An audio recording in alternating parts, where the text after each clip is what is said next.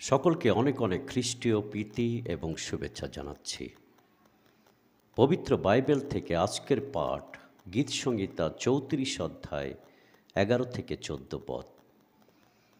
পবিত্র বাইবেল এখানে আমাদেরকে বলছে এই কথা, সুখ ভোগ করার জন্য কে অনেক দিন বেঁচে থাকতে চায়?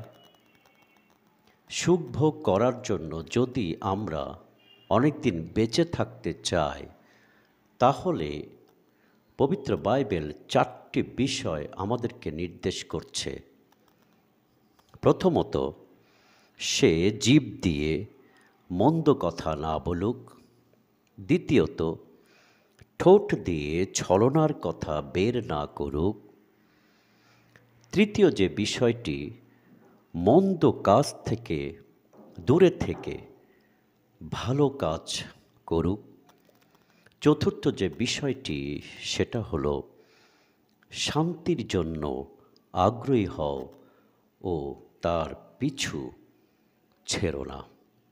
আসুন আমরা পবিত্র বাইবেলের এই পবিত্র বাক্যের বাধ্য হয়ে জীবনযাপন করি। সকলে ভালো থাকবেন, সুস্থ থাকবেন। অনেক অনেক ধন্যবাদ।